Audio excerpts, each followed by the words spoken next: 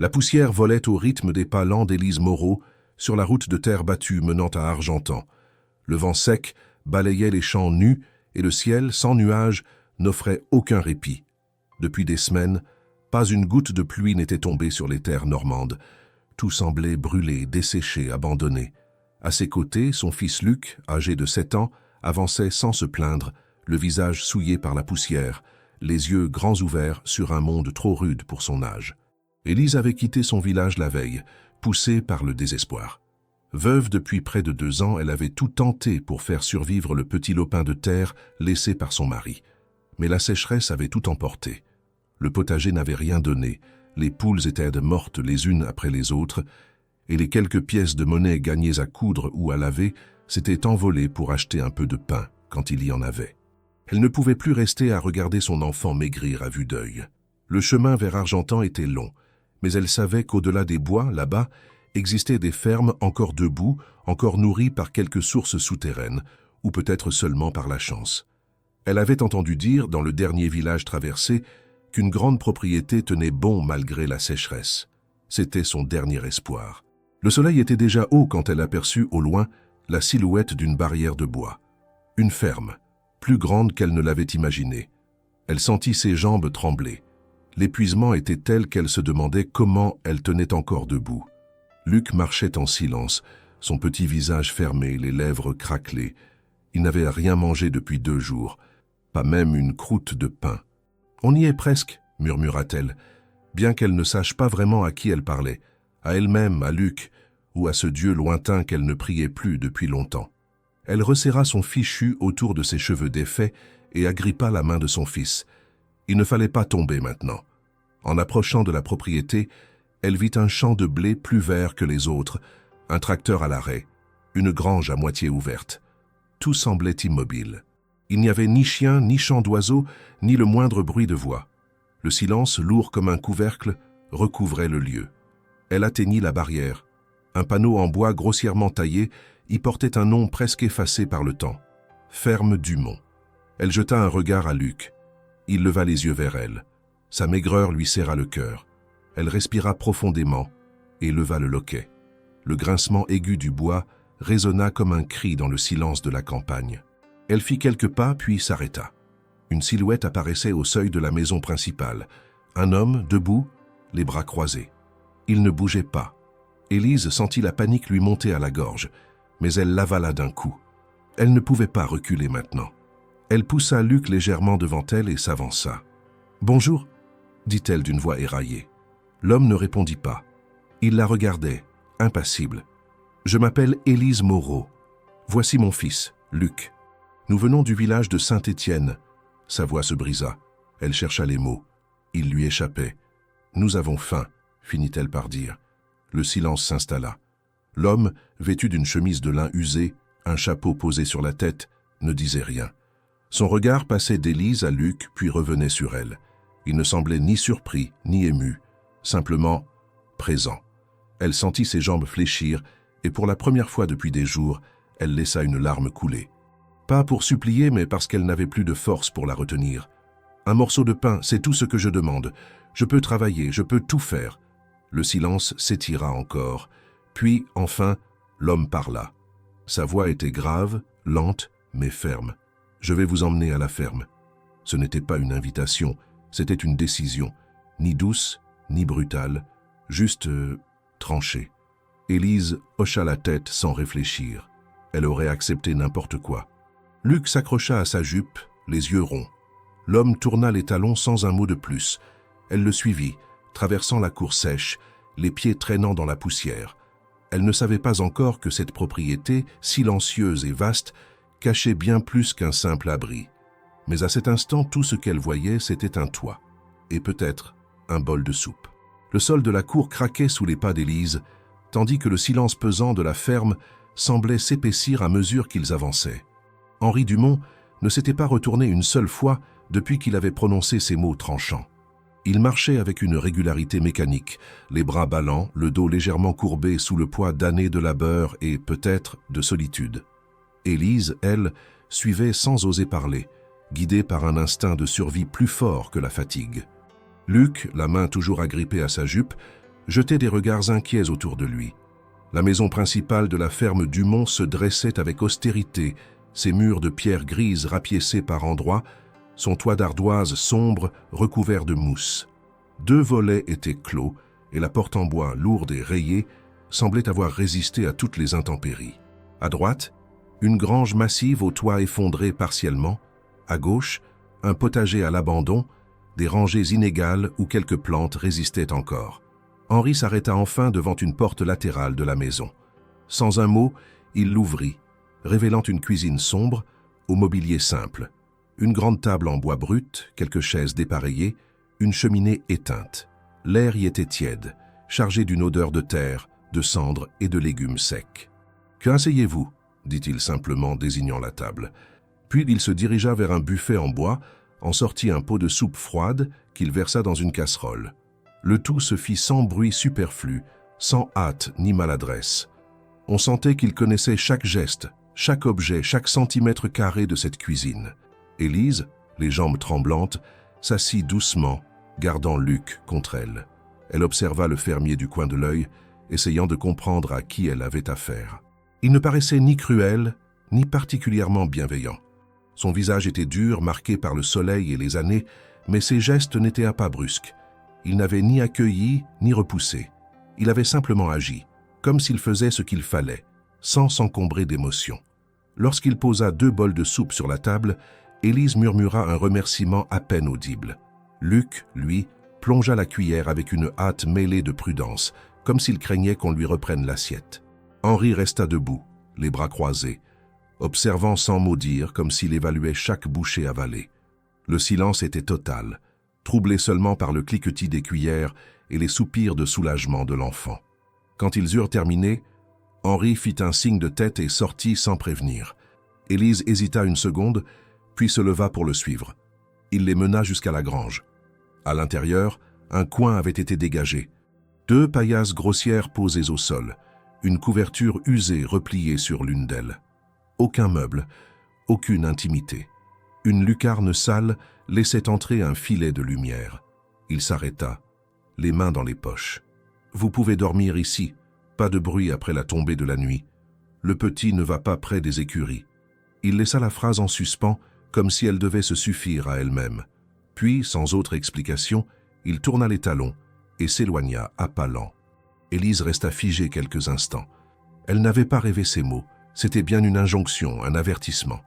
Pas d'explication, pas de justification, juste une règle imposée comme une évidence. Elle aida Luc à s'installer, étala la couverture sur la paillasse, puis s'assit à côté de lui.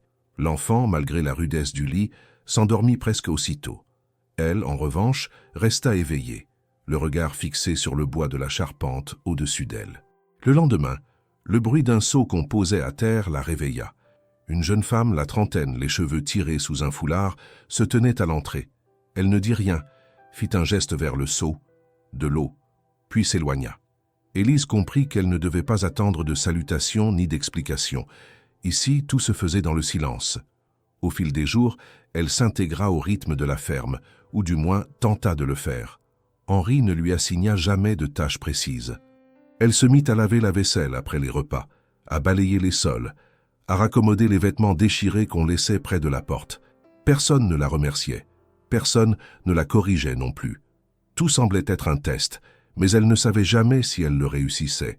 Les autres ouvriers, 3 femmes et un homme, l'évitaient. Ils baissaient les yeux quand elle passait, parlaient à voix basse entre eux. Aucun ne lui posa de questions, aucun ne répondit quand elle tenta une conversation. Seule la plus âgée des femmes, une cuisinière à la peau tannée par les années, lui glissa un jour. « T'es mieux de pas poser trop de questions ici. » Henri, lui, apparaissait et disparaissait sans prévenir. Il travaillait du matin jusqu'au soir, inspectait les champs, nourrissait les animaux, vérifiait les clôtures. Il parlait peu, donnait des ordres sans hausser le ton, comme si chaque mot coûtait cher. Le soir, il mangeait seul dans la maison. Élise et Luc dînaient dans la cuisine, souvent servis par la même jeune femme qui ne disait rien. Une routine s'installa, pesante mais supportable. Chaque soir, au coucher du soleil, un calme étrange s'emparait de la ferme.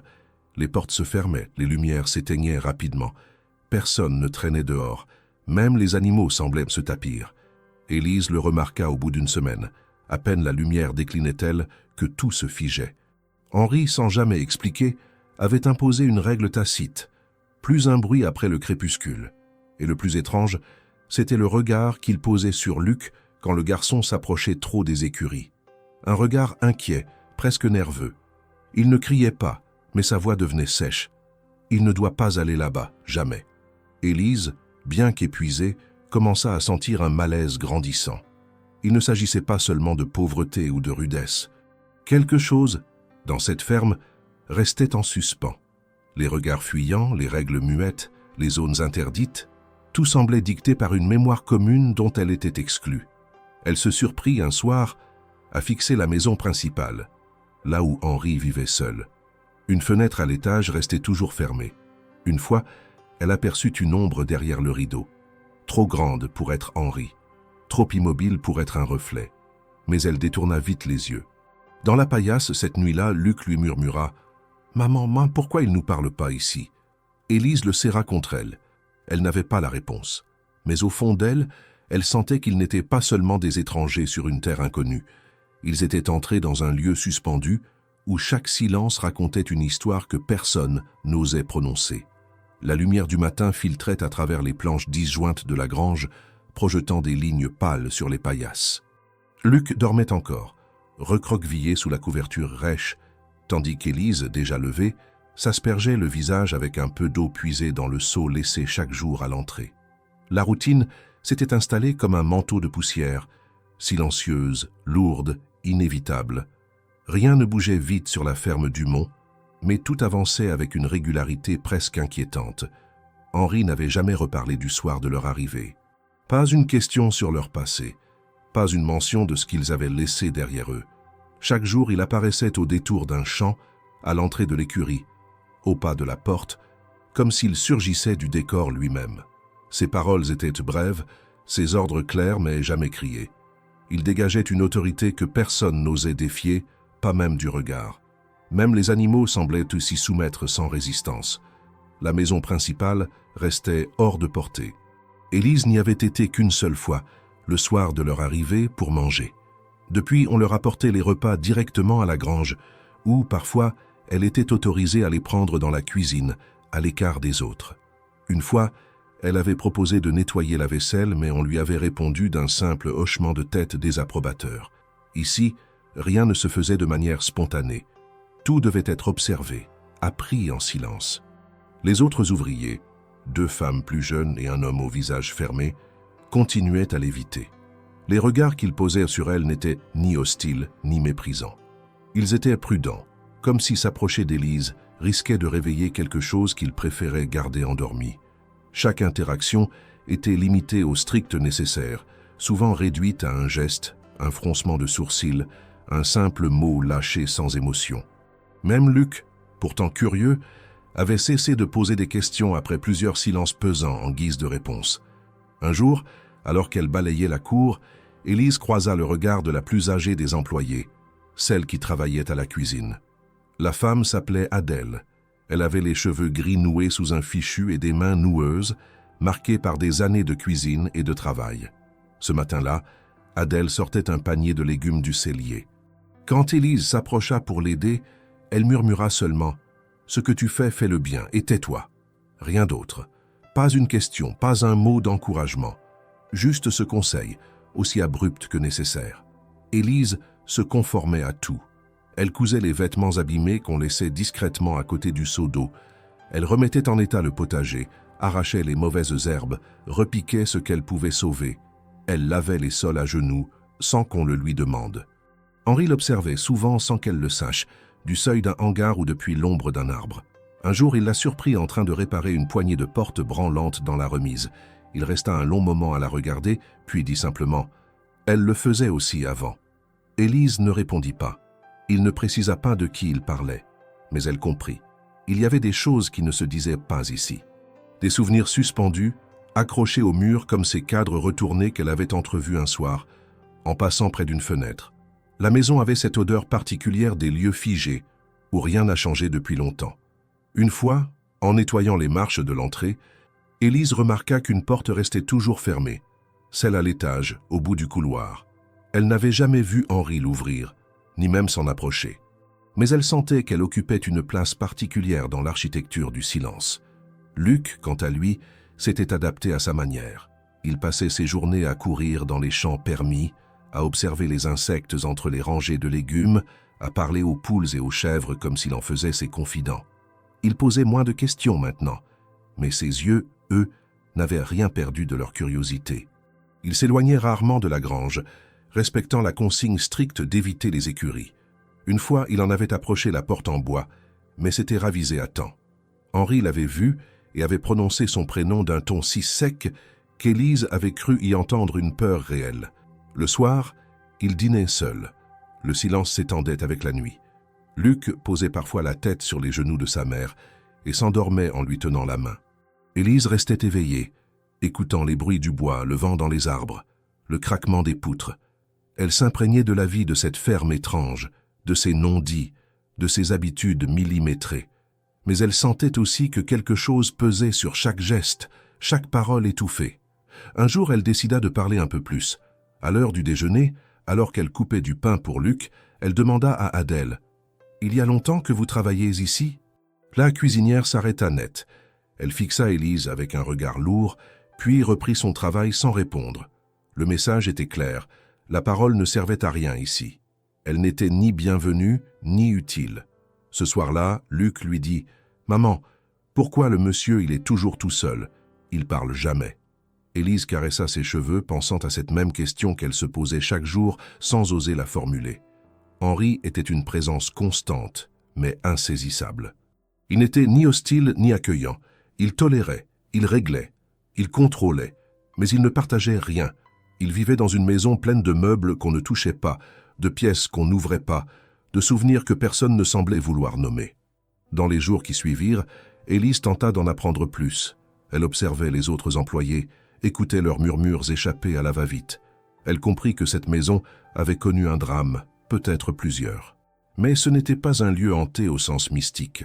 C'était un lieu paralysé par le poids du réel, par la perte, par le refus d'oublier et l'impossibilité de dire. Le passé n'avait pas quitté la ferme Dumont.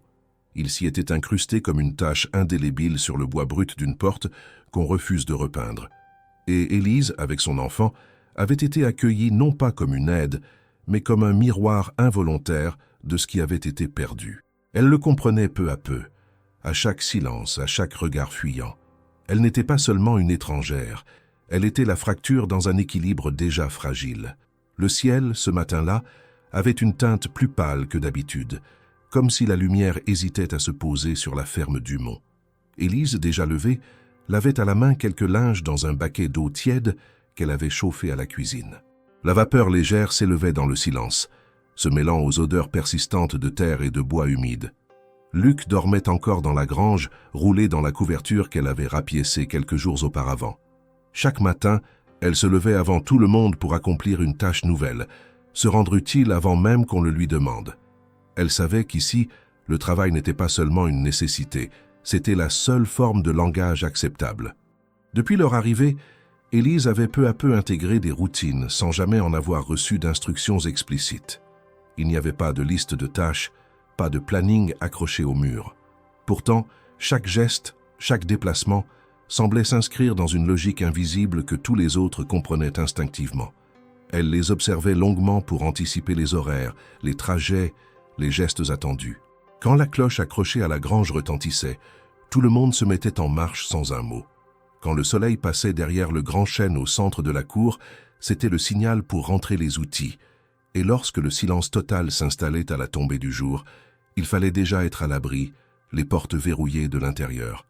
Henri Dumont ne donnait jamais deux fois le même ordre. Il parlait peu, toujours d'un ton mesuré, presque monocorde. Lorsqu'il demandait que le pain soit tranché plus finement ou que les pommes de terre soient plantées par rang de 6, ce n'était pas une simple préférence, c'était une exigence tacite. Rien ne devait dévier du rituel. Élise l'avait compris rapidement. Même ses silences avaient une forme de structure, un cadre précis. Il n'était pas lunatique ni changeant. Il était rigide, prévisible, mais inflexible. Elle n'avait jamais vu Henri sourire. Il ne haussait pas la voix, ne s'énervait pas. Il observait. Il jugeait en silence. Lorsqu'un outil n'était pas remis à sa place exacte, il le rangeait lui-même sans commentaire. Mais ce simple geste suffisait à faire comprendre l'erreur. Un matin, alors qu'Élise avait raccommodé un pantalon et l'avait reposé sur la mauvaise chaise dans l'entrée, elle retrouva le vêtement plié à sa place initiale, sans un mot, mais avec une tension perceptible dans l'air durant toute la journée suivante. Luc, lui, avait fini par comprendre les limites de ses déplacements. La zone autour de la grange, le jardin, les abords du potager lui étaient accessibles. Mais dès qu'il s'approchait du côté est de la propriété, là où se trouvèrent les écuries, les regards se faisaient plus durs. Henri n'avait jamais expliqué la raison.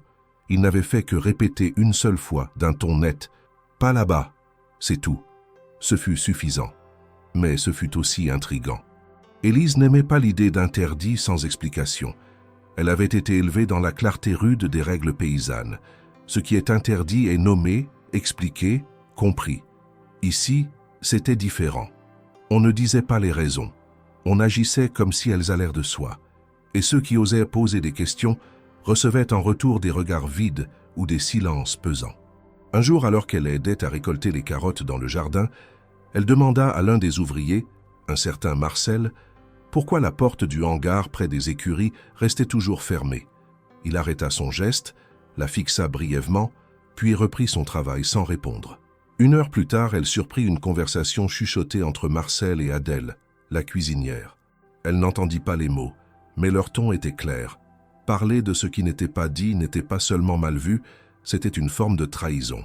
À la fin de cette même journée, Henri s'approcha d'elle dans la cour. Il tenait un seau à moitié rempli de pommes de terre.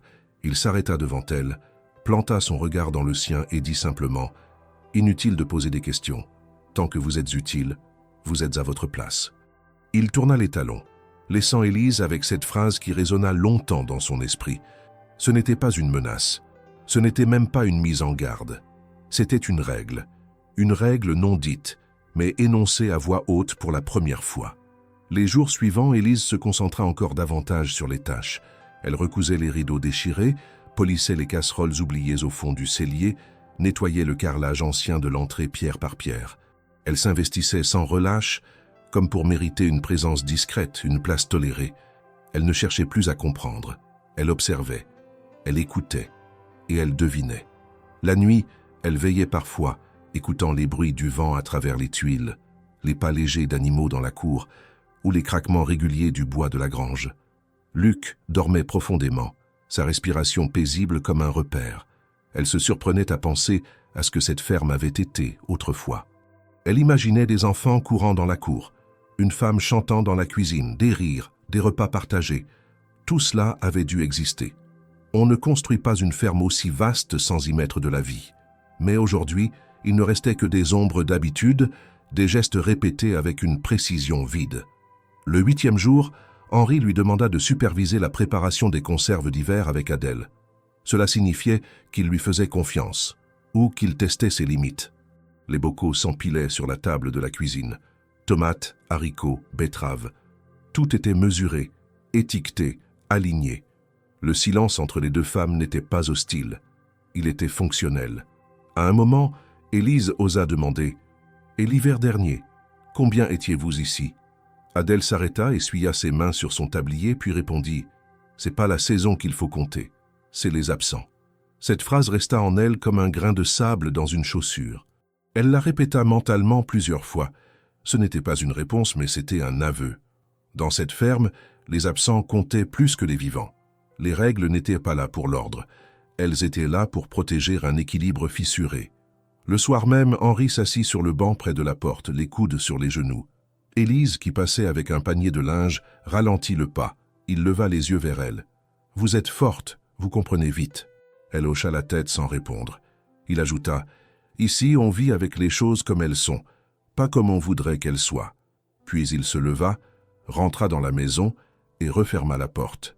Élise, dans la pénombre, resta un moment figée, le panier à la main. Elle comprenait maintenant.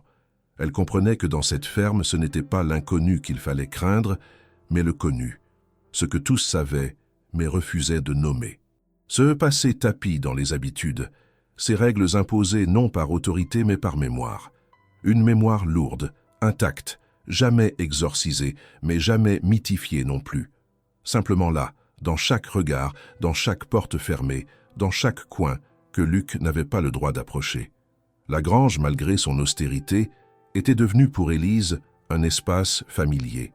Chaque planche, chaque outil, chaque recoin avait été lentement apprivoisé par ses gestes quotidiens. Luc, lui, avait trouvé un semblant de repère dans cette routine. Il jouait avec des bouts de bois, traçait des chemins dans la poussière, imaginait des mondes entiers à partir de rien. Sa voix, lorsqu'elle s'élevait, le faisait paraître comme le seul être véritablement vivant, au milieu d'adultes recroquevillés sur leur silence. Mais même lui, si naturellement bavard, s'était peu à peu adapté à l'atmosphère pesante de la ferme Dumont, comme s'il avait compris que la parole, ici, n'était pas une alliée. Ce jour-là, Élise avait été chargée de nettoyer le coin nord de la grange, là où les anciens outils agricoles étaient entreposés. La poussière y formait une couche épaisse, comme si personne ne s'était aventuré dans cette partie depuis des années. Les poutres semblaient tenir uniquement par habitude, et les murs de pierre montraient des fissures profondes, souvenir des hivers rigoureux et des étés trop secs. Elle avait noué un foulard sur ses cheveux, roulé ses manches et s'était mise au travail dès le matin, déterminée à rendre ce lieu un peu plus propre, un peu plus habitable. Alors qu'elle frottait avec une brosse rigide un pan de mur partiellement effondré, elle remarqua une inscription gravée à même la pierre, cachée sous une couche de saleté séchée. Intriguée, elle gratta avec précaution, dévoilant peu à peu un prénom maladroitement gravé, les lettres inégales, comme tracées par une main jeune ou hésitante, Clémence. Un nom seul, sans date, sans autre indication. En dessous, comme s'il avait été rayé ou effacé, une ligne en zigzag marquait la surface de la pierre, comme pour tenter d'effacer ce souvenir ou le dissimuler. Elle resta un moment figée, observant ce mot. Clémence. Ce prénom, doux et ancien, flottait dans sa mémoire comme une note dissonante au milieu du silence habituel. Elle se redressa, épousseta ses genoux et, sans réfléchir davantage, alla vers la cuisine où Adèle épluchait des navets. La vieille femme leva à peine les yeux quand Élise entra. Elle continuait son geste régulier, précis, comme si chaque légume était identique au précédent. « Il y a un nom gravé dans la grange », dit Élise doucement. « Clémence. » Adèle s'arrêta net. Son couteau resta en suspens au-dessus de la planche. Elle ne leva pas les yeux, mais ses épaules se raidirent légèrement. Après quelques secondes de silence, elle reprit son travail, sans répondre. Le couteau reprit sa danse lente et sèche, comme si rien n'avait été dit. Élise comprit aussitôt qu'elle avait franchi une limite, une de plus. Elle ne posa pas d'autres questions. Elle s'éloigna, le cœur plus lourd, mais aussi plus curieux que jamais. Ce soir-là, après avoir couché Luc, elle s'installa devant la grange, regardant les fenêtres de la maison principale. Une lumière était allumée à l'étage, celle de la pièce toujours close. Henri apparaissait parfois derrière les rideaux, silhouette massive et immobile. Il ne restait jamais longtemps visible, mais ces brèves apparitions suffisaient à entretenir l'étrangeté de cette maison. Ce soir-là, cependant, il ne se montra pas. Luc, dans son demi-sommeil, lui dit « J'ai entendu pleurer ». Élise tourna la tête vers lui. « Où ça ?» demanda-t-elle doucement. Il haussa les épaules, les yeux encore mi-clos. De la maison. Une dame. Elle pleurait doucement. Puis il s'endormit sans attendre de réponse. Élise, elle, resta éveillée longtemps, les yeux rivés vers cette maison qui gardait ses secrets. Le prénom sur le mur, l'ombre derrière les rideaux, les larmes imaginaires ou réelles entendues par un enfant, tout cela formait un tissu serré de non-dits. Elle pensait à ce nom, Clémence. Était-ce une ancienne employée, une fille de la famille, une parente? Et pourquoi ce prénom avait-il été rayé? Le lendemain, elle décida de ne rien dire. Pas un mot sur le nom, pas un mot sur les pleurs. Elle savait désormais que toute question n'attirerait que silence ou rejet. Elle se concentra sur le travail. Dans le jardin, elle replantait des laitues, recousait des sacs de pommes de terre, rangeait les bocaux dans la cave. Elle observait davantage. Chaque recoin de la ferme était potentiellement un fragment de réponse. Les regards des employés étaient plus fuyants encore depuis sa question. Adèle l'évitait. Henri restait silencieux, comme s'il savait qu'elle avait découvert quelque chose qu'il préférait oublier. 3 jours passèrent ainsi. Un soir, Alors qu'elle ramassait les draps étendus sur une corde entre deux pommiers, Henri s'approcha. Il ne parlait jamais longtemps, mais ce soir-là, il s'arrêta à quelques pas d'elle. Le vent soulevait légèrement sa chemise ouverte au col. Il resta là, sans bouger, regardant l'horizon. « Vous avez trouvé quelque chose ?» dit-il, sans la regarder. Élise hésita, puis elle répondit sans tourner la tête, « Un prénom, gravé dans la pierre. » Henri ne réagit pas immédiatement, puis il dit simplement, « Il y a des choses qu'on ne peut pas effacer, même avec le temps. » Ce fut tout. Il s'éloigna, laissant derrière lui une phrase plus lourde que toutes les autres. Élise sentit un frisson lui parcourir les bras. Non pas de peur, mais de certitude. Ce nom avait compté, et il faisait encore mal. Dans les jours suivants, elle observa davantage la porte de l'étage. Parfois, elle croyait y entendre un craquement de plancher, un pas lent, une présence. Mais rien de clair, rien de concret. Henri n'en parlait pas. Les autres ne disaient rien. Et pourtant, chaque silence semblait porter ce nom rayé sur le mur fissuré de la grange. Clémence. Un prénom devenu interdit sans que personne n'ose le dire. Un prénom qui, même rayé, résistait. Comme un clou rouillé planté dans une poutre oubliée. Un matin où la brume enveloppait encore la ferme du Mont, une calèche grinçante s'approcha par la route caillouteuse bordée de haies desséchées. Élise, déjà debout, tendit l'oreille lorsque le bruit régulier des roues se rapprocha. Luc, encore endormi, se réveilla en entendant ce son étrange qui rompait le silence immobile de la ferme. À travers la fine lumière du petit matin, ils aperçurent un homme descendre de la calèche, élégant malgré un air usé, les bottes couvertes de poussière, une veste sombre ajustée sur un pantalon de laine grise. Il portait un chapeau melon légèrement cabossé, et ses mains gantées, croisées sur la poignée de sa valise en cuir, donnaient l'impression qu'il ne sortait pas dans ces lieux pour simple visite. Henri Dumont apparut sur le seuil de la maison principale, imperturbable. Son regard rencontra celui de l'étranger, et pour un instant, l'air sembla se figer. L'homme inclina la tête avec politesse, comme s'il évaluait la gravité de l'endroit où il mettait les pieds. Aucun animal n'avait émis un son, aucun oiseau n'osait chanter. La ferme entière retenait son souffle. Puis l'étranger posa doucement sa valise sur le pas de la porte et l'ouvrit pour en sortir un chapeau de paille, une veste plus légère et un regard plus direct, perçant. Il s'approcha d'Élise et de Luc. Il les observa longuement, détaillant la saleté fine déposée sur leurs vêtements, la fatigue imprimée dans leurs traits, mais aussi la dignité dans le port simple de la jeune femme. Il posa une main, gantée, sur le dossier d'une chaise, hésita puis murmura d'une voix calme teintée d'accent parisien. « Je suis Gaspard, Gaspard de Villeneuve. Je viens à la demande de Clémence Dumont. » Élise fronça les sourcils, surprise, tandis que Luc tressaillit. Henri, immobile, ne montra aucune émotion. Les ouvriers regagnèrent leur tâche comme si rien ne se passait, leurs gestes ralentis, leurs regards sur l'horizon, comme ils avaient l'habitude lorsque quelque chose venait troubler l'équilibre fragile de la ferme.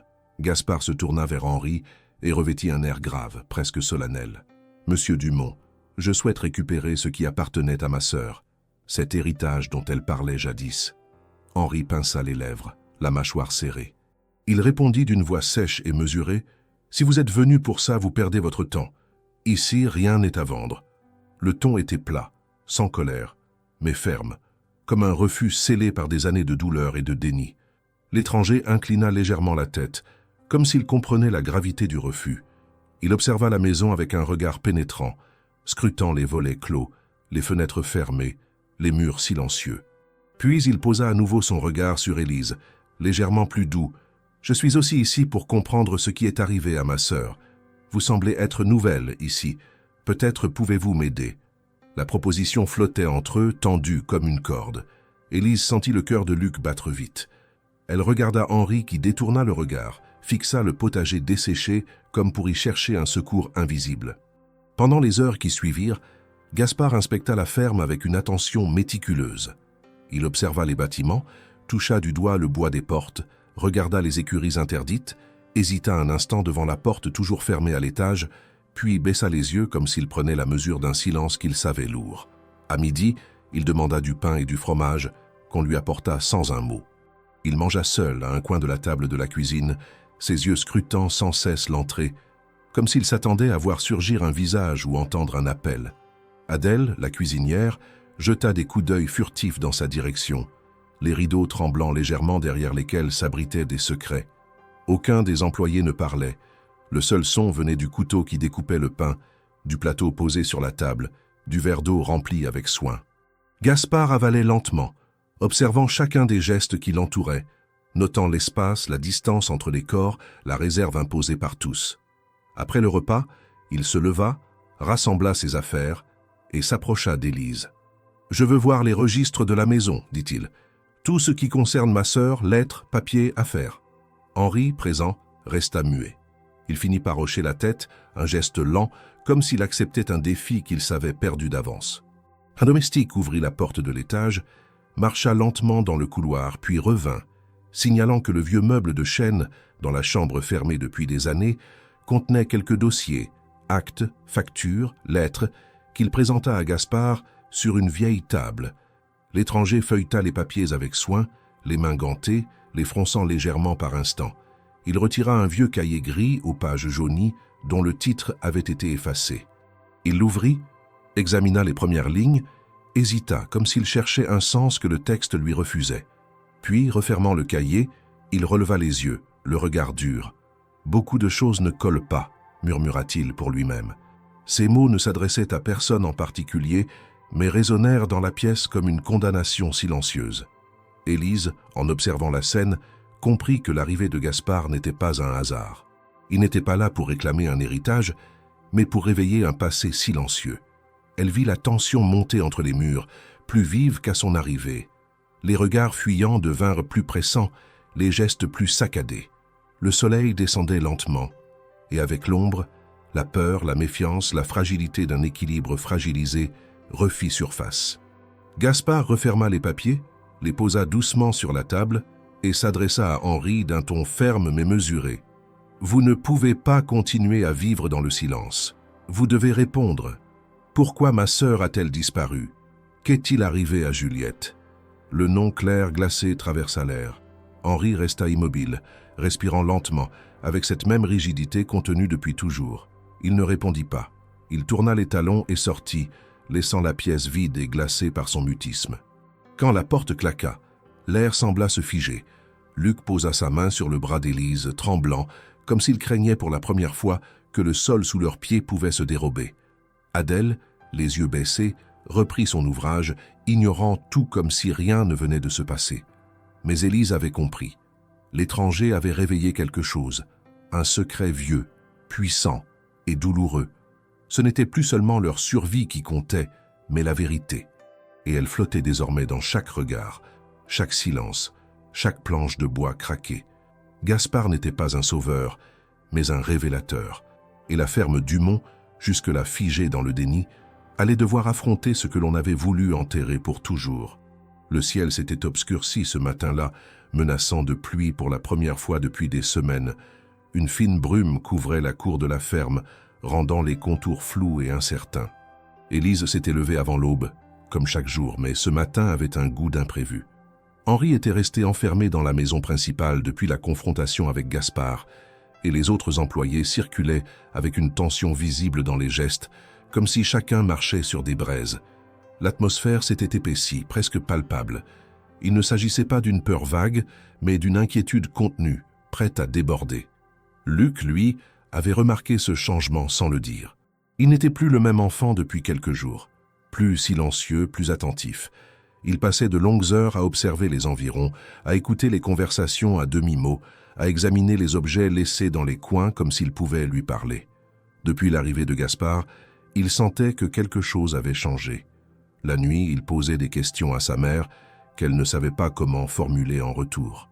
Et ce matin-là, il fit ce qu'il n'avait jamais osé faire jusque-là. Il se glissa hors de la grange pendant que sa mère était occupée dans la cuisine et prit le chemin interdit qui menait aux écuries. Il avançait prudemment, le cœur battant vite, les yeux grands ouverts. Il savait qu'il n'avait pas le droit d'y aller, que Henri l'avait interdit d'un ton qui ne laissait place à aucune discussion. Mais l'interdit, plus que la peur, avait aiguisé sa curiosité. Il s'approcha du bâtiment principal, passa devant les stalles vides, évita les planches qui craquaient. À l'extrémité, derrière un vieux râtelier et une brouette renversée, il découvrit une petite ouverture dans le bois, une fente entre deux planches, dissimulée par une bâche suspendue. Il écarta le tissu, s'introduisit à l'intérieur avec précaution. L'air était sec, chargé de poussière et de vieux foin. Un silence absolu y régnait, troublé seulement par le battement rapide de son propre cœur. En avançant, il trébucha sur une latte de bois mal fixée. En tombant, sa main heurta quelque chose de métallique sous le sol. Intrigué, il écarta la paille et vit une trappe, à peine visible. Elle n'était pas verrouillée. Avec effort, il la souleva. Une planche céda, révélant un petit espace creux. Et là, au milieu d'un amas d'objets oubliés, un sabot d'enfant, une chaussette trouée, un ruban fané, reposait un petit carnet relié de cuir rouge. Luc le prit, souffla la poussière, l'ouvrit lentement. Les pages, jaunies et fragiles, étaient couvertes d'une écriture enfantine. À la première page, un prénom était écrit, suivi d'un petit dessin d'étoile maladroite, Juliette Dumont. Luc tourna les pages avec précaution. Il lut des lignes simples, racontant des jours à la ferme, des moments avec une maman qui cuisinait, un papa qui la portait sur les épaules, des jeux dans le champ avec des amis invisibles. Mais à mesure qu'il avançait dans le carnet, l'enthousiasme de l'écriture diminuait. Les phrases devenaient plus brèves, plus confuses. Puis, sur les dernières pages, une note étrange revenait plusieurs fois. Il ne faut pas parler quand il fait nuit. Maman pleure. Papa crie sans bruit. Et enfin, presque illisible, les derniers mots griffonnés dans une écriture tremblante. On va partir, mais pas avec elle. Luc referma le carnet, les mains moites, les jambes tremblantes. Il comprenait sans comprendre. Quelque chose de grave s'était produit, quelque chose qu'on ne disait pas. Il remit le carnet dans sa chemise, le glissa sous sa tunique, referma la trappe et s'éloigna en courant, sans regarder derrière lui. Lorsqu'il retrouva Élise, il ne dit rien tout de suite.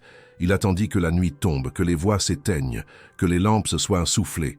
Alors, blotti contre elle dans l'obscurité de la grange, il sortit le carnet et le lui tendit. Elle le prit, lut les premières lignes, puis les dernières. Elle sentit un nœud se former dans sa gorge. Ce n'était pas une preuve, mais c'était une voix du passé. Une voix d'enfant, claire, douloureuse, authentique. Élise resta longtemps silencieuse après la lecture. Elle caressa les cheveux de Luc, reposa le carnet à ses côtés et ferma les yeux. Elle comprenait maintenant l'obsession de Henri pour les interdits, son regard étrange sur Luc, son mutisme lorsqu'on prononçait certains prénoms. Ce carnet était un fragment de vérité. Pas toute la vérité, mais un début. Une preuve que quelque chose s'était brisé ici. Quelque chose que personne n'avait osé réparer. Le lendemain, elle alla discrètement parler à Adèle. Elle lui montra le carnet, ouvrit les pages, posa une seule question. Elle a vraiment existé? La vieille femme ferma les yeux, hocha lentement la tête, puis dit « On n'a jamais su. » Un matin, elle n'était plus là. Et Clémence? Clémence ne parlait plus. Elle a crié un jour, puis plus rien.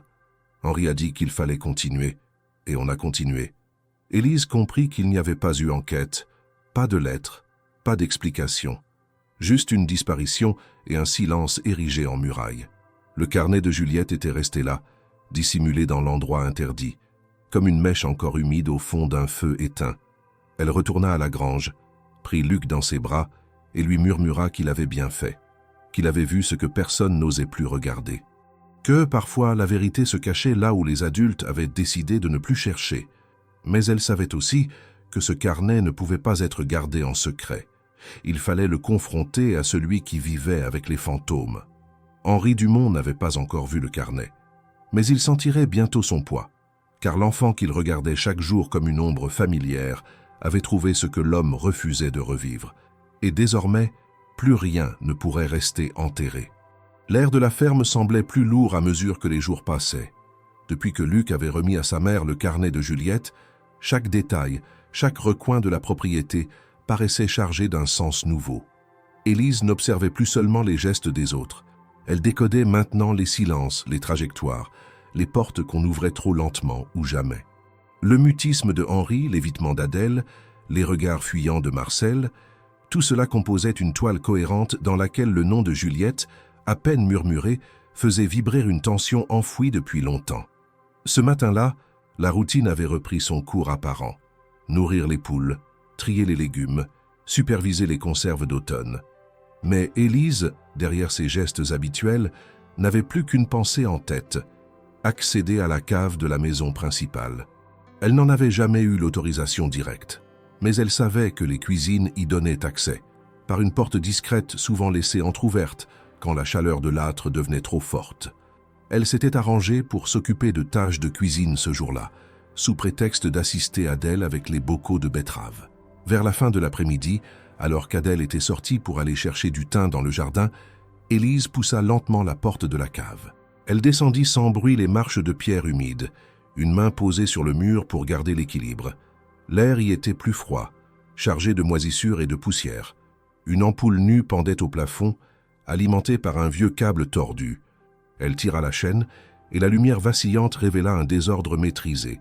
Des étagères chargées de conserves, des caisses de pommes, des pots en grès, des outils et au fond, un renfoncement dissimulé par une grande armoire en bois sombre.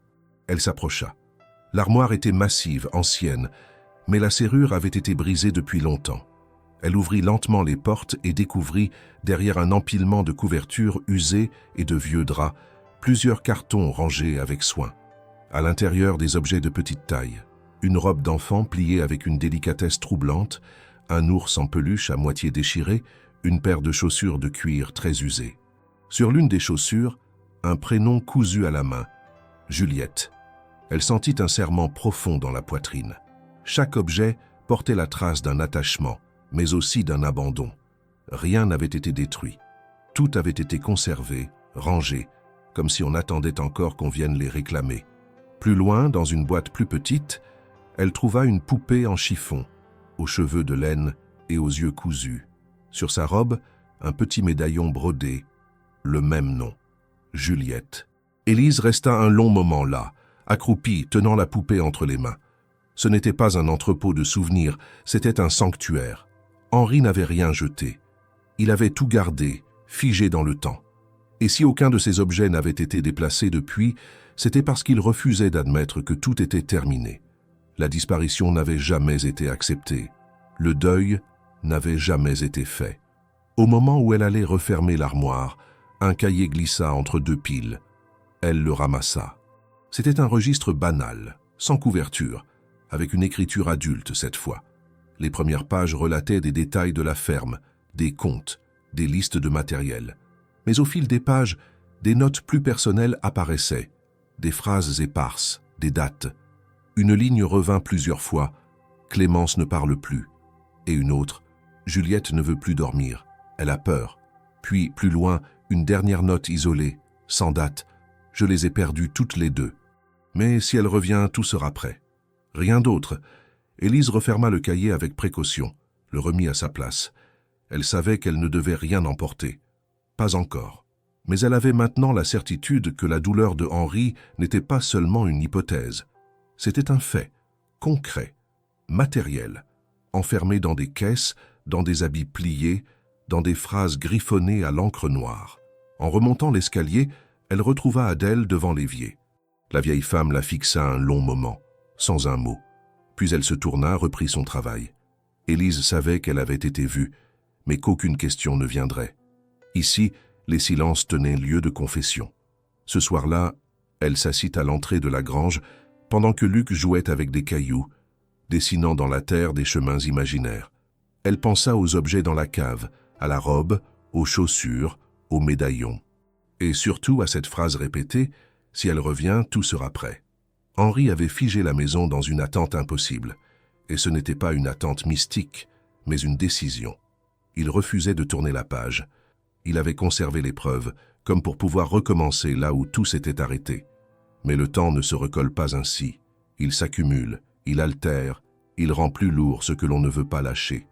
Luc s'approcha d'elle, lui montra un de ses dessins dans la terre. « C'est une maison, maman, mais dedans il n'y a personne. » Élise lui sourit tristement. Il disait vrai. La maison de la ferme Dumont était pleine de murs, de meubles, de souvenirs, mais vide de présence réelle. Elle n'était plus un lieu d'habitation, mais un mausolée, entretenu jour après jour dans un refus obstiné de toute évolution. Avant de se coucher, Élise s'assura que le carnet de Juliette était toujours en sécurité. Elle le cacha avec soin, enveloppé dans un linge propre sous la paillasse. Ce qu'elle avait vu ce jour-là, ce qu'elle avait lu, ce qu'elle avait touché, Tout cela formait désormais une ligne claire. Il n'y avait pas eu de mystère au sens classique.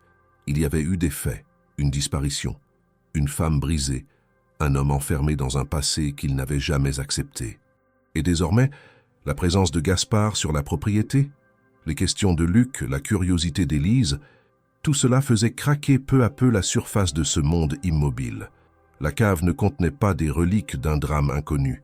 Elle conservait la preuve que tout ce silence n'était pas vide. Il était rempli de souvenirs qu'on avait choisi de ranger plutôt que d'affronter. Mais les choses rangées finissent toujours par être retrouvées. Les jours suivants furent marqués par un étrange flottement. Gaspard prolongeait sa présence à la ferme, sans exprimer clairement ses intentions. Il passait de longues heures à marcher seul autour des terres, le regard fixé au sol, comme s'il attendait de déterrer une réponse enfouie sous chaque pas. Henri, lui, ne cherchait ni confrontation ni dialogue. Il s'isolait davantage, parfois enfermé des heures dans l'étage de la maison principale, d'où ne sortait plus aucune lumière. Les employés baissaient les yeux à son passage. Même Adèle, d'ordinaire si impassible, semblait plus lente dans ses gestes, comme alourdie par une tension sourde qu'elle n'arrivait plus à dissimuler. Élise observait tout cela avec une acuité nouvelle. Depuis sa découverte dans la cave, elle savait qu'elle ne pouvait plus se contenter du rôle discret qu'on lui avait laissé. Le carnet de Juliette et les objets soigneusement rangés étaient autant de preuves tangibles d'un drame ancien, nié mais jamais effacé. Ce silence obstiné n'était pas un oubli, c'était un refus. Et tant que personne n'oserait dire ce qu'il s'était réellement passé, la ferme continuerait à fonctionner comme une mécanique rouillée, répétant les mêmes gestes dans une boucle immobile. Elle choisit alors de confronter Adèle une seconde fois. Mais cette fois, elle ne poserait pas de questions. Elle apporterait le poids de ce qu'elle avait vu et laisserait la vieille femme décider si elle était prête à parler. Elle attendit la fin de journée, lorsque la cuisine se vidait et que les derniers rayons du soleil s'étiraient paresseusement sur le carrelage usé. Elle entra, les mains vides, le regard ferme. « Je suis descendue à la cave », dit-elle simplement. Adèle, qui nettoyait un couteau, s'arrêta sans lever les yeux. « J'ai vu les cartons, les affaires de Juliette. J'ai lu ce qu'Henri a écrit. » Le silence qui suivit fut si dense qu'on aurait pu entendre la poussière tomber sur le bois. Puis, sans se tourner, Adèle répondit « Il n'a jamais voulu qu'on y touche, pas même moi. » Élise s'approcha, s'appuya doucement contre la table. « Elle est morte, n'est-ce pas ?» Adèle ferma les yeux, lentement. Elle posa le couteau, s'essuya les mains, puis s'assit sans un mot. Quand elle reprit la parole, sa voix était plus basse, mais claire. « On ne sait pas, elle a disparu. Un matin, la chambre était vide. Clémence. » Elle criait dans la nuit. On l'a trouvée dehors, pieds nus, en chemise, en train de gratter la terre près des écuries. Elle répétait que Juliette était là, qu'elle l'entendait pleurer. Henri a couru partout pendant des jours. Il a fouillé les bois, les puits, les caves. Rien. Pas un vêtement, pas une trace. Élise écoutait sans bouger, son souffle suspendu. « Clémence a perdu la tête », continua Adèle. Elle ne parlait plus, sauf pour dire que sa fille l'appelait. Henri l'a emmenée à Caen, dans un hôpital. Ils l'ont gardée. Elle n'est jamais revenue. « Et Juliette ?» murmura Élise. « On a fini par dire qu'elle s'était enfuie. Volée peut-être, ou tombée quelque part. Mais il n'y a jamais eu de plainte officielle. Henri a refusé. Il disait qu'elle allait revenir, qu'il fallait que tout soit comme avant pour qu'elle retrouve sa place. » Adèle se leva, ouvrit un placard, sortit un torchon propre qu'elle replia lentement. C'est pour ça qu'il a gardé les affaires. Pour ça qu'il a interdit l'écurie. C'est là que Clémence disait l'avoir vue la dernière fois. C'est aussi là que Luc est allé, non? Élise acquiesça. Elle comprenait maintenant le regard étrange que Henri posait sur son fils. Ce n'était pas une crainte irrationnelle. C'était un souvenir vivant. Luc, dans ses gestes, sa taille, ses jeux solitaires, reproduisait sans le vouloir l'image que Henri gardait de Juliette, et cette ressemblance le troublait, l'enfermait davantage dans ses projections. « Il ne voulait pas de vous ici », ajouta Adèle. « Mais quand il a vu le garçon, il a changé. Il ne vous a pas accueilli. Il vous a installé dans le passé, dans ce qu'il croyait perdu mais toujours possible à recréer. » Élise sentit un froid intérieur l'envahir. Elle comprenait que leur présence n'avait jamais été acceptée pour ce qu'elle était. Elle et Luc étaient devenus les éléments d'un décor mental figé. Henri n'avait pas vu une mère et un fils affamés. Il avait vu une opportunité de prolonger une illusion. Le soir même, Henri se présenta à la grange. Il entra sans frapper, s'assit sur le banc et regarda Luc dessiner dans la poussière. Il ne dit rien pendant plusieurs minutes. Puis, fixant Élise, il demanda d'une voix posée. « Vous avez lu le carnet, n'est-ce pas ?» Elle hocha la tête. Il soupira. « Je n'ai jamais cru qu'elle était morte. »« Pas vraiment. Clémence. Elle a perdu l'équilibre. Elle voyait des choses, entendait des voix. Mais moi, j'avais besoin d'y croire. Alors j'ai attendu. » Il se leva, fit quelques pas, les mains dans les poches. Quand Luc est arrivé, je l'ai vue, elle, sa manière de bouger, de regarder les choses. C'était comme si elle était revenue. Et je me suis dit, si je garde tout pareil, peut-être qu'elle comprendra qu'elle peut revenir. Il s'arrêta, se tourna vers Élise. Ce n'était pas juste pour vous. J'ai voulu coller vos vies sur un passé que je refusais de lâcher. Élise ne répondit pas tout de suite. Elle regarda Luc, puis Henri. Il faut que vous acceptiez de dire les choses à haute voix. Henri ferma les yeux. Il ne pleura pas, mais il hocha lentement la tête. Ce soir-là, pour la première fois, la porte de la chambre à l'étage resta entr'ouverte. Gaspard y entra, accompagné de Henri. Les deux hommes restèrent longtemps enfermés. Le lendemain, une lettre fut envoyée au sanatorium de Caen.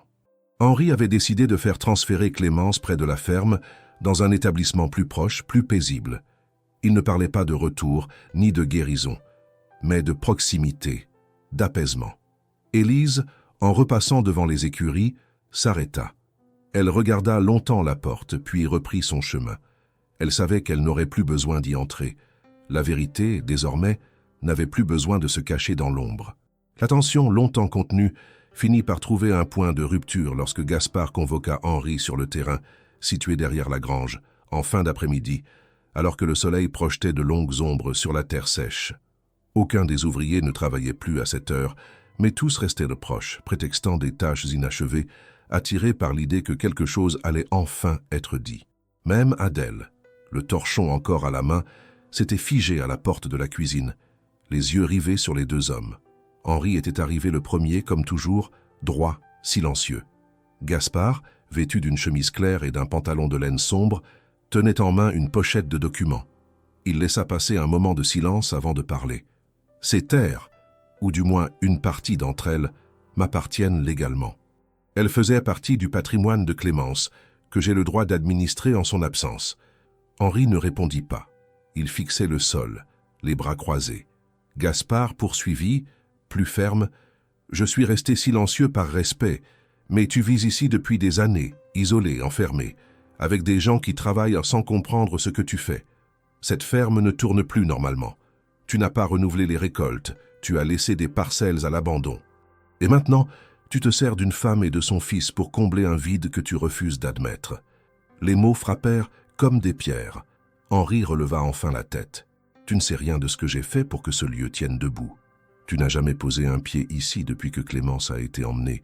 Tu t'es contenté de vivre ta vie à Paris, de te montrer au bon moment pour réclamer ce qui, selon toi, t'est dû. » Gaspard ouvrit la pochette. « Ce n'est pas une question de vie parisienne. C'est une question de responsabilité. Tu as refusé l'aide quand on te l'a proposée. Tu as refusé de faire interner Clémence plus tôt. Tu as refusé d'accepter la disparition de Juliette.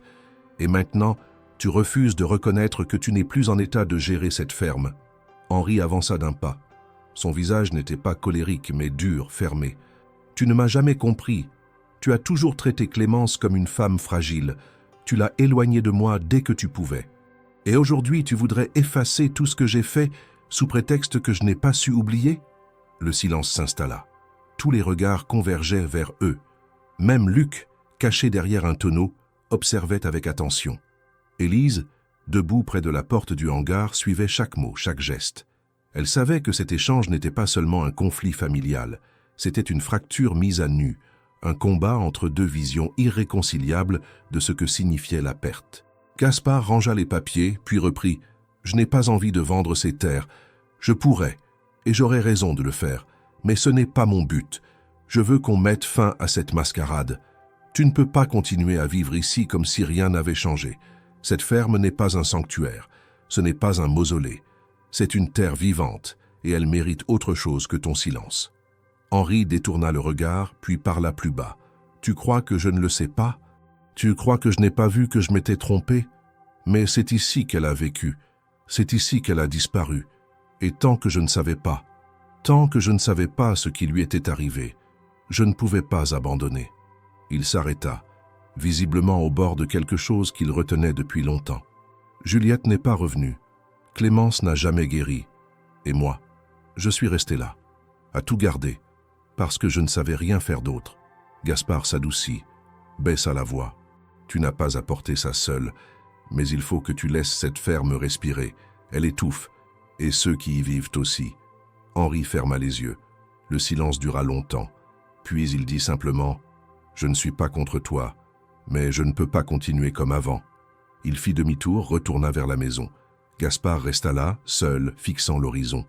Les employés commencèrent à reprendre leur mouvement, lentement. Le vent s'était levé, soulevant un peu de poussière dans la cour.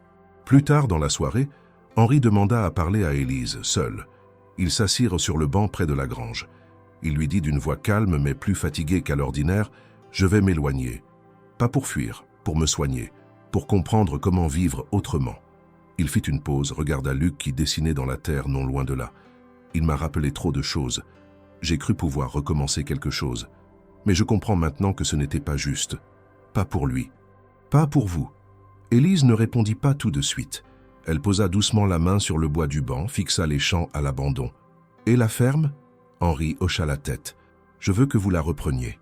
Vous avez montré que vous savez écouter, agir, rassembler. Je crois que vous pouvez lui redonner un sens. » Cette phrase, plus que toutes les précédentes, sonnait comme un passage de relais. Non pas un abandon, mais une reconnaissance, une ouverture, la fin d'un cycle. Quand Gaspard l'apprit, il ne protesta pas. Il ne revendiqua rien. Il comprit que le plus grand acte que pouvait poser son frère n'était pas de partir, mais de confier enfin les clés. La ferme n'était pas une dette, c'était une seconde chance. Pas pour revivre le passé, mais pour reconstruire avec lui. Et dans ce geste, toute la tension des années semblait se relâcher, lentement, comme une terre qui, enfin, recevait la pluie après trop de saisons arides. Le lendemain de l'affrontement entre Henri et Gaspard, la ferme paraissait plongée dans une accalmie étrange, presque irréelle. Le vent s'était apaisé, les sons du quotidien reprenaient leur place, mais sans l'habituelle tension suspendue. Henri, fidèle à sa parole, avait passé la matinée enfermé dans son bureau, et lorsque le soleil fut à son zénith, il sortit enfin, le visage tiré mais calme, les gestes lents, comme ceux de quelqu'un qui n'avait pas dormi, mais qui avait pris une décision. Il appela Élise, non pas par une injonction, mais par une invitation mesurée. Elle le suivit sans un mot jusqu'à la maison principale, qu'elle n'avait plus franchie depuis sa première nuit sur la propriété. Dans le salon, la poussière avait été chassée des meubles, les volets ouverts, et une légère odeur de bois ciré remplaçait celle plus pesante de renfermé. Henri s'assit, lui indiqua une chaise. Il mit un moment à commencer. « Je vais partir. Pas définitivement. Mais j'ai besoin d'être ailleurs pour un temps, de parler à des gens qui savent ce que c'est que de s'effondrer sans faire de bruit. » Il sortit une feuille de papier pliée en 4, la posa sur la table. « C'est un document. Il nomme un administrateur temporaire de la ferme. Je veux que ce soit vous. » Élise resta immobile. Les mots résonnaient en elle comme un coup sec sur du bois creux. Elle pensa à Luc, à la grange, à chaque matin où elle avait dû forcer sa dignité à exister dans une place qu'on ne lui avait pas donnée. Et maintenant, cette même place, on la lui offrait. Henri continua. « Je ne vous demande pas de tout changer, mais je veux que cette terre vive à nouveau, pas dans la mémoire mais dans l'aujourd'hui. J'ai vu que vous pouviez rassembler les gens, même ceux qui ne parlaient plus. » Élise comprit qu'il ne s'agissait pas d'une stratégie de fuite. C'était un choix de recul, une tentative de rétablir quelque chose de droit dans une vie tordue depuis trop longtemps. Elle hocha la tête. « J'accepte, mais à mes conditions. » Henri leva les yeux. « Plus de secrets, plus de zones interdites. Je veux que les enfants puissent jouer partout, que les ouvriers soient réunis, pas isolés, que la maison soit ouverte, et qu'on commence par dire la vérité, même à demi-mot sur ce qui s'est passé. » Il acquiesça lentement. Puis il ajouta avec un soupçon d'émotion dans la voix « Je n'ai pas su protéger Juliette. J'ai voulu recréer quelque chose avec Luc, mais ce n'était pas juste. Ce n'était pas de l'amour. C'était une illusion. » Élise le regarda en silence. Ses aveux n'effaçaient rien, mais ils remettaient les choses à leur place. Ce n'était pas le pardon qui l'intéressait, mais la responsabilité. Et Henri venait enfin d'en assumer une part. Les jours qui suivirent furent marqués par des changements progressifs. D'abord, Henri convoqua l'ensemble des ouvriers dans la cour principale, un événement rare, presque inimaginable jusqu'alors. Il parla sans détour, sans forcer la voix, mais sans détourner les yeux. « Je vous ai gardé à distance. Je pensais protéger la mémoire de ce que j'avais perdu. Mais j'ai compris que ce silence avait étouffé plus que moi. J'ai demandé à Élise de prendre la gestion de la ferme pendant mon absence. Je pars me faire soigner. Pas parce que je suis fou, mais parce que j'ai trop longtemps vécu à côté de la vie. » Le choc fut visible. Certains baissèrent la tête, d'autres échangèrent des regards incertains. Mais personne ne protesta. Même Adèle, pourtant si rigide, acquiesça d'un hochement de tête presque imperceptible. Luc, pendant ce temps, réintégrait la cour avec une liberté nouvelle. Les interdits avaient été levés. Il pouvait courir près des écuries, grimper sur les bottes de foin, observer les oiseaux sans crainte d'un regard dur. Il revenait à une enfance qu'on lui avait refusée à demi. Élise voyait dans son rire, désormais plus franc, une confirmation discrète. Quelque chose de juste avait été enclenché. Gaspard, de son côté, se fit plus discret. Il n'avait plus le même regard soupçonneux. Un soir, alors qu'il se retrouvait seul dans la cuisine, il dit à Élise : « Vous avez fait ce que moi je n'ai jamais su faire avec lui. Je me suis battu contre un mur. Vous l'avez fait bouger. » Elle haussa les épaules. « Je ne voulais pas le changer. Juste vivre. » Il sourit sincèrement. Puis il posa une proposition inattendue sur la table. « Si vous décidez de rester, je peux vous aider. Financièrement. Je ne veux plus vendre ces terres. Je veux qu'elles respirent. Et vous savez leur donner ce souffle. » Élise ne répondit pas tout de suite, mais cette fois l'idée de rester et de ne plus chercher ailleurs lui sembla moins étrangère. Le jour du départ de Henri fut discret. Il prit un sac modeste, serra quelques mains, caressa doucement la tête de Luc, puis monta dans la voiture conduite par un voisin venu de la ville. Il ne regarda pas en arrière, mais son départ ne ressemblait pas à une fuite. C'était une transition. L'espace qu'il laissait derrière lui n'était plus figé dans le passé. Il devenait une matière malléable, disponible. La nuit, Élise s'assit seule sur le perron de la maison principale. Elle regarda les champs, le ciel plus dégagé qu'à l'habitude. Elle ne se sentait pas victorieuse, mais présente, ancrée, enfin à sa place, non pas parce qu'on la lui avait donnée, mais parce qu'elle l'avait occupée, pas à pas, en gagnant chaque silence. La ferme Dumont n'était plus ce lieu recroquevillé sur lui-même. Elle devenait autre chose, un terrain de reconstruction, un lieu où les histoires anciennes ne seraient pas effacées, mais intégrées dans une mémoire vivante. Et Élise, en regardant Luc s'endormir d'un sommeil paisible, comprenait que ce nouveau chapitre n'était plus dicté par la perte, mais par la volonté de bâtir, non pas pour oublier, mais pour continuer. Le départ de Henri avait laissé un vide palpable dans la ferme Dumont, mais contre toute attente, ce vide ne fut pas source de désordre. Au contraire, ce fut comme une respiration après une longue apnée. Les jours qui suivirent son absence marquèrent le début d'un mouvement lent mais constant, vers une forme de renouveau que nul n'avait encore osé envisager. Élise, investie officiellement de la gestion de la ferme, ne changea rien brutalement. Elle observa d'abord.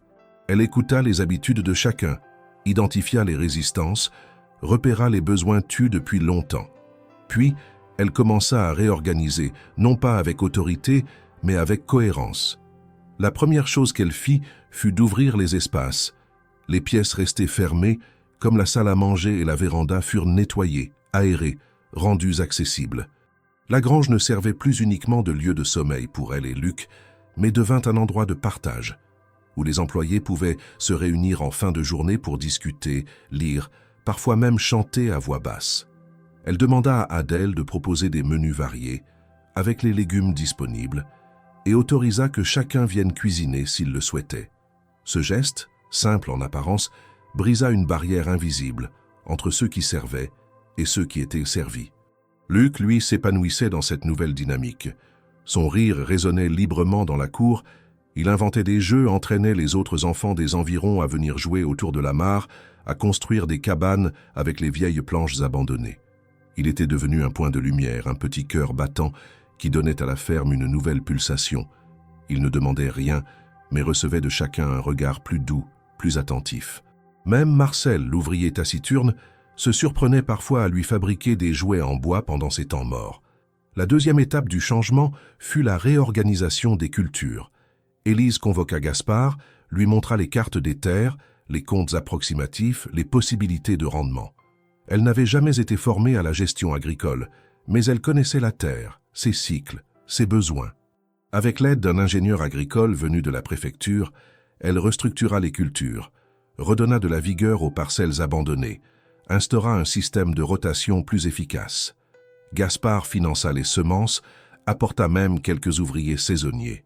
Il ne s'imposa jamais mais appuya chaque décision avec une rigueur discrète, presque fraternelle.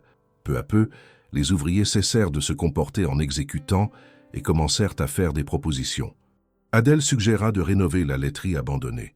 Marcel proposa de remettre en service l'atelier de menuiserie, jadis utilisé par le père de Henri. Une des jeunes employées, Claire, demanda si elle pouvait transformer une pièce libre de la maison en salle d'école pour les enfants du domaine. Élise dit oui à tout, mais à condition que chacun participe, même un peu. Les travaux commencèrent rapidement, à leur échelle, sans luxe, mais avec efficacité. Les murs furent repeints, les outils réparés, les meubles dépoussiérés. On n'attendait plus un miracle. On construisait, tout simplement. Les soirs devenaient des moments de partage. On mangeait ensemble dans la cour, autour de grandes planches posées sur des tréteaux. On riait, on parlait. On évoquait parfois Juliette timidement, sans pathos, juste comme une présence ayant existé. Même Clémence, encore absente physiquement, revenait dans les conversations, avec compassion, comme une victime de l'absence de mots, de l'enfermement mental qu'aucun amour n'avait réussi à soigner. La douleur n'était pas niée, mais intégrée. Un jour, Gaspard arriva avec une proposition inattendue. Il avait renoncé définitivement à toute idée de vente des terres. Au contraire, il souhaitait officialiser un partenariat. Élise, méfiante au début, accepta après avoir lu chaque ligne du contrat qu'il lui proposait. Il s'engageait à ne pas interférer dans la gestion quotidienne, à financer les travaux majeurs et à céder une partie des profits pour la création d'un fonds destiné aux familles des travailleurs. Ce fut signé dans la cuisine, autour d'un café, sans notaire, mais avec la présence d'Adèle comme témoin. Luc, pendant ce temps, continuait à poser ses marques. Il aidait au jardin, apprenait les noms des arbres fruitiers, s'inventait des histoires qu'il racontait aux plus jeunes. Il ne parlait plus du carnet de Juliette, qu'Élise avait soigneusement rangé dans une boîte fermée, mais il dessinait parfois une petite fille aux cheveux blonds, qu'il nommait simplement la copine des bois. Elle ne dit rien. Il avait le droit de garder ses images, à sa façon. Lorsque l'hiver arriva, plus doux que prévu, la ferme était méconnaissable. Non par ses bâtiments, qui restaient simples et parfois décrépits, mais par l'atmosphère. On ne chuchotait plus, on ne marchait plus à reculons. On regardait vers l'avant, avec prudence mais sans peur. Le silence pesant des premiers mois s'était transformé en calme choisi, celui de gens qui savent d'où ils viennent et où ils souhaitent aller. Élise, un soir, monta au grenier de la maison principale. Elle y trouva une vieille malle contenant des albums photos, des lettres jaunies, des vêtements d'enfants. Elle les examina un à un, avec respect, puis rangea tout, sauf une photo, celle de Juliette, souriante, assise dans un champ de tournesol, tenant un petit lapin contre elle. Elle l'accrocha dans la salle commune, sans inscription, sans cadre luxueux, mais bien visible. Personne ne demanda pourquoi. Tout le monde comprit. La ferme Dumont n'était plus seulement un lieu. Elle était redevenue un foyer, un endroit où l'on pouvait vivre, travailler, se souvenir, rire, se disputer même, mais ensemble. Élise avait transformé ce que d'autres avaient voulu figer, non pas par force, mais par constance, par écoute, par action. Et dans ce nouveau rythme, il n'y avait plus de place pour l'attente, seulement pour le mouvement, pour l'effort partagé, pour la mémoire apaisée, pour les récoltes à venir. Le matin de la récolte, la lumière traversait les rideaux de la maison principale avec une clarté rare. L'air était sec, mais doux, et les premiers pas dans la cour résonnaient d'une énergie contenue, presque solennelle. C'était le jour que tous attendaient depuis plusieurs mois. Celui où le blé semé après la réorganisation des cultures allait être moissonné, marquant non seulement la fin d'un cycle agricole, mais aussi l'aboutissement symbolique d'une reconstruction humaine et collective. Toute la ferme Dumont était mobilisée. Les hommes affûtaient les faux, Les femmes préparaient les paniers pour le repas. Les enfants, encore en demi-sommeil, traînaient autour des outils avec curiosité et excitation. Élise était debout depuis l'aube. Elle avait vérifié chaque détail, supervisé la répartition des tâches et surtout, elle avait pris le temps de remercier chacun, individuellement. Pas avec de longs discours, mais par des mots simples, directs, qui confirmaient ce que tous savaient déjà. Cette récolte n'était pas celle d'une seule personne, ni même d'une famille. Elle appartenait à tous ceux qui, après des années de silence et d'immobilisme, avaient accepté de relever la tête, de travailler ensemble, de croire à nouveau que la terre pouvait porter autre chose que des souvenirs figés. Luc courait d'un point à l'autre, portant des cordes, des outils, criant les consignes qu'il entendait, les répétant comme un chef d'orchestre miniature. Il riait, tombait, se relevait. Il ne cherchait plus à comprendre les douleurs anciennes. Il vivait dans le présent et cela suffisait. Son énergie contagieuse rappelait à chacun que la ferme n'était pas seulement un lieu de mémoire, mais un terrain d'avenir. Gaspard arriva en fin de matinée. Il était vêtu plus simplement qu'à l'accoutumée, sans veste, les manches retroussées. Il se mêla aux ouvriers, partagea le café, plaisanta avec Marcel, observa longuement les rangées de blé prêtes à être fauchées. Il s'approcha d'Élise, lui serra la main, puis dit simplement « Vous avez rendu ça possible ». Elle secoua la tête. « Je n'ai fait que continuer ce qui devait l'être. C'est la terre qui a donné. Nous, on l'a juste écouté. » Il sourit. Il n'y avait rien à ajouter. La récolte débuta peu après. Le bruit des faux se mêlait aux rires, aux ordres lancés à la volée, au frottement du blé contre les gants, aux sabots frappant la terre. Tout avançait dans un rythme constant, porté par la concentration et l'enthousiasme. Le soleil montait lentement dans le ciel, dorant les épis coupés, réchauffant les dos courbés, enveloppant la ferme d'une lumière chaude et rassurante. Chaque geste semblait coordonné, presque chorégraphié, sans besoin de consignes. On savait quoi faire, on le faisait bien. À midi, un repas fut servi sous un grand arbre près du potager, des planches, des tréteaux, des nappes en tissu grossier, pain, fromage, légumes rôtis, œufs durs, vin léger. Les enfants couraient entre les tables, les adultes échangeaient souvenirs et projets. Gaspard leva son verre à un moment et porta un toast bref. À ceux qui sont partis, à ceux qui sont restés, et à ceux qui ont fait renaître. Le silence qui suivit ne fut pas pesant, mais chargé. Chacun pensa à Juliette, à Clémence, à Henri, des absences différentes, mais toutes marquées par un lien avec cette terre. On n'évoqua pas de fantômes, on n'invoqua pas le passé. On accepta simplement qu'il avait existé, qu'il faisait partie de l'histoire, mais qu'il ne définissait plus le présent. En fin d'après-midi, alors que les dernières gerbes étaient liées, un bruit discret attira l'attention vers l'entrée de la cour. Une voiture s'arrêta. Henri en descendit. Il avait maigri, ses traits étaient le plus tirés, mais ses yeux semblaient moins chargés. Il marcha lentement jusqu'au centre de la cour, regarda autour de lui. Personne ne parla d'abord. Puis Luc courut vers lui, s'arrêta à quelques pas, leva les yeux. Henri lui posa la main sur l'épaule. Il ne dit rien, mais le geste suffisait. Élise s'approcha. Henri la regarda un instant, puis hocha la tête. « C'est beau », murmura-t-il. Elle répondit sans détour. « C'est vivant ». Henri resta un moment à observer les gerbes empilées, les ouvriers assis, les enfants jouant. Il ne semblait plus étranger à ce tableau. Juste une partie revenue à sa place, non pas pour reprendre le contrôle, mais pour voir, constater, remercier. En fin de journée, après que les outils furent rangés, que les dernières caisses furent stockées, Élise se rendit au vieux hangar, accompagnée de Luc. Ensemble, ils nettoyèrent l'entrée, accrochèrent une plaque de bois fraîchement gravée qu'elle avait préparée en secret avec l'aide de Marcel. Sur cette plaque, il n'y avait pas de date, pas de discours, juste un nom, centré en lettres sobres, Maison Juliette. C'était plus qu'un hommage, c'était une reconnaissance, non pas d'un drame, mais d'une vie. Une vie qui, malgré tout, avait laissé une trace douce, suffisante pour inspirer ceux qui restaient. La maison n'était plus un lieu figé dans l'absence. Elle était devenue l'endroit où l'on pouvait vivre avec ce qui avait été, sans être prisonnier de ce qui manquait. Lorsque la nuit tomba, la ferme du Mont s'éclaira de quelques lampes à huile posées ici et là. On ne fit pas de fête bruyante, mais on chanta doucement. On mangea encore un peu. On parla de la prochaine saison, des récoltes à venir, des travaux à finir. On parla du futur comme d'un fait possible, concret, à construire ensemble. Élise, assise sur le perron de la maison, Luc endormi contre elle, regardait les étoiles apparaître une à une. Elle ne pensait ni à sa fin d'autrefois, ni à la route d'Argentan. Elle pensait à demain, à la prochaine aube, à cette terre, désormais vivante, partagée, aimée. Et au fond d'elle, sans l'exprimer, elle savait que rien n'était plus à fuir, rien à oublier, juste à continuer, à bâtir, à récolter, ensemble.